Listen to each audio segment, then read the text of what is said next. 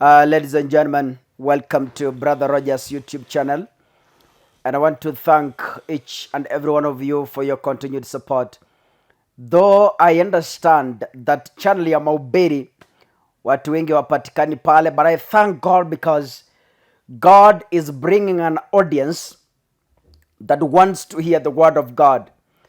And those who have been watching my videos, I want to really thank you for your support.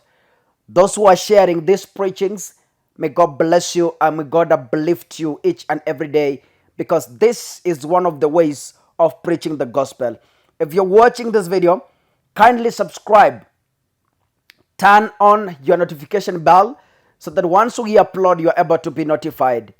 If you want to join me in preaching the gospel, the only thing you can do is copying the link of this video and post it into the WhatsApp groups you belong.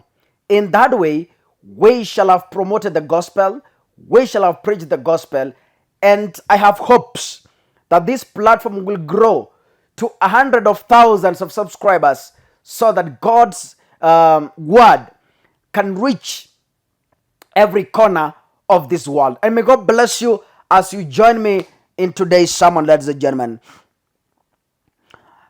Today, I want to read from the book of Mark, chapter number 16, verse 1 onwards. I know so many people, even you who is watching me, you've severally read these verses. But ladies and gentlemen, neno la Mungu ni jipya kila wakati na kila saa. I'm going to instill a new spirit to the people who have lost hope. I am going to encourage the people who have lost strength. Ladies and gentlemen, I'm going to empower the people who are still weak. And I'm going to speak a word of healing to the people watching me in hospital or are going through a severe illness. May God hear your prayers, ladies and gentlemen. The Bible says in NIV version, I hope you know this story. Verse 1 says, when the Sabbath was over, Mary Magdalene, Mary the mother of James, and Salome brought spices so that they might go to anoint Jesus' body. Verse 2. Very early on the first day of the week, just after sunshine, they were on their way to the tomb. Verse 3. And they were asking each other, who will roll the stone away from the entrance of the tomb? That is where I will focus my sermon on. That is where I will focus my sermon on. Verse number 3. And they asked each other, who will roll the stone away from the entrance of the tomb? But when they looked up, they saw that the stone, which was very large, had been rolled away. Verse 5. As they entered the tomb, they saw a young man dressed in a white robe sitting on the right side, and they were alarmed. Don't be alarmed, he said. You are looking for Jesus, the Nazarene, who was crucified. He has risen. He is not here. See the place where they laid him. Verse 7. But go, tell his disciples and Peter, he is going ahead of you into Galilee. There you will see him, just as he told you. Verse 8, and the last one. Trembling and bewildered, the women went out and fled from the tomb. They said nothing to anyone, because they were afraid. Nisikilize mpendwa unayenitazama. Yesu Kristo anapozikwa ndani ya kaburi wale maaskari waliokuwa wanamchunga, kwa sababu walipewa maagizo kwamba asiondoke kaburini. Na wakati walimuua Yesu, walipomzika wakaleta jiwe kubwa wakawekelea kaburini, na the reason behind that is ndiyo asitoke hapo ndani wala asifufuke. Maaskari waliwekwa pale wamelinda. Biblia inasema asubuhi na mapema siku ya kwanza ya Ijumaa baada ya Sabato, Mariamu Magdalene, Mariamu mamake James and other women and Salome, yes, na Salome wakajiandaa kwenda na mafuta ili kwenda kupaka mwili wa Yesu. So lakini jambo moja lililokuwa linawatia wasiwasi, kwa sababu ni wanawake, ni nani ataenda kuwaondolea lile jiwe ambalo liliwekwa kaburini. Ladies and gentlemen, katika maneno ambayo nimesoma kuna mambo nataka waelewe kabla hatujaendelea. Hawa wanawake watatu, they represent weak vessels, kwa sababu ni wanawake. They represent the weak.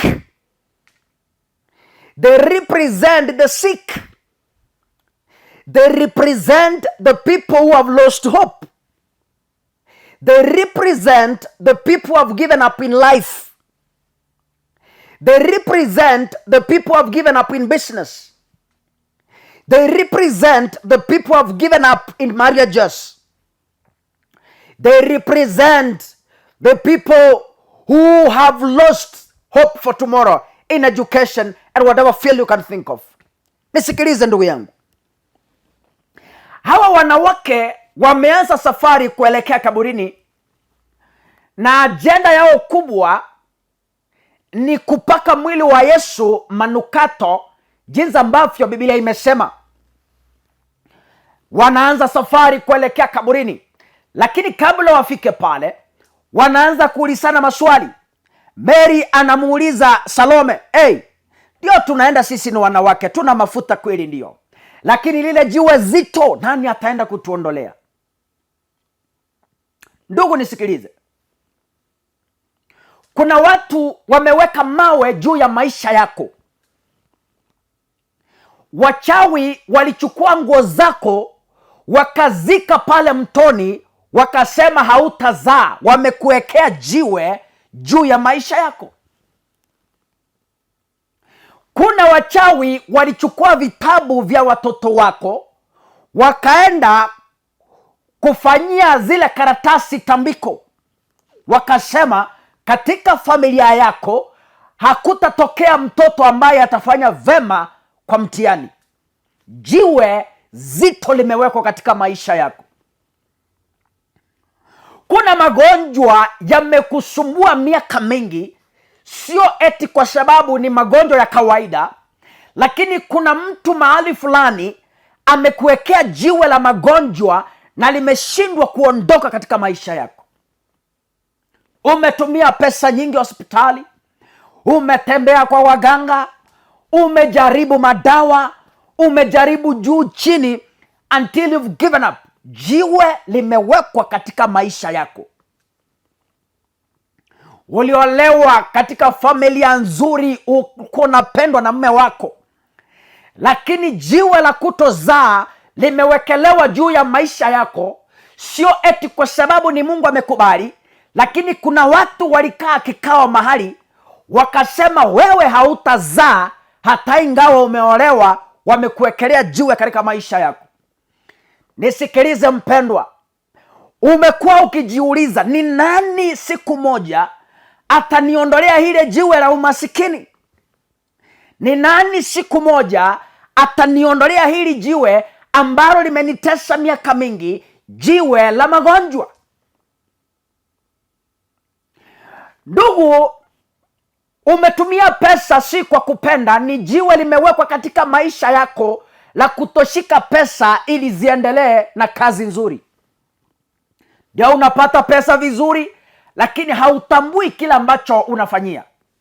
Kuna watu walikaa mahali wakaleta jiwe zito, wakaliekelea katika maisha yako ili pesa zako zisifanye jambo la maana.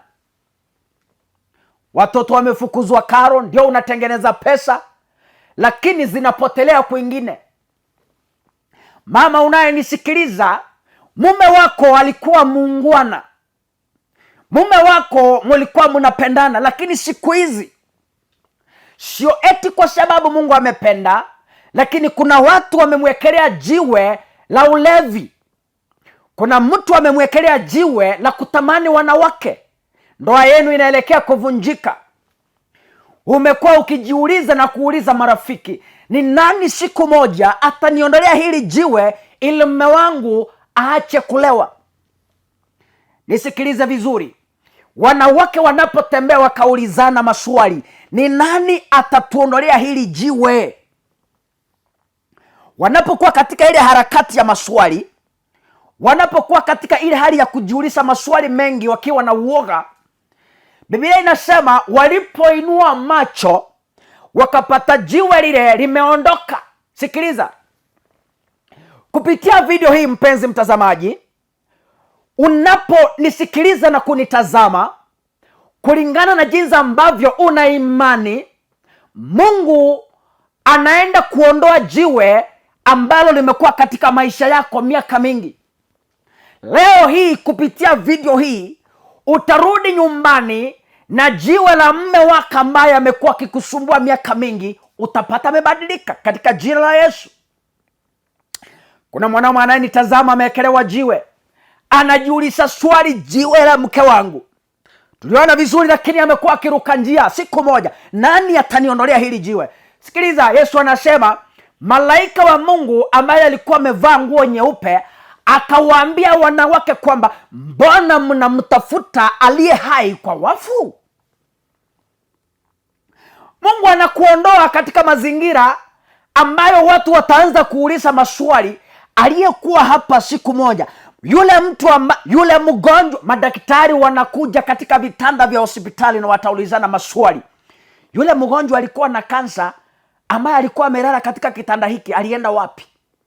Na wenzake watawajibu, yule ambaye alikuwa mgonjwa ameamuka na ameenda nyumbani kwa sababu ameponywa. Kuna watu wananitazama na wana magonjwa mbalimbali. Hata kijijini wewe unajulikana kama ni mtu wa hospitali. Hospitali asubuhi, mchana na jioni. Itafika wakati Mungu atakapoondoa hilo jiwe, hata madaktari waliokuwa wanakutibu wataanza kuulizana maswali. Na yule mgonjwa aliyekuwa na ugonjwa wa aina hii aliendanga wapi? Lakini na wataambiwa hapana, yule alikuja akaponywa na Mungu. Sikiliza, watu wataanza kuulizana maswali pale mitandaoni.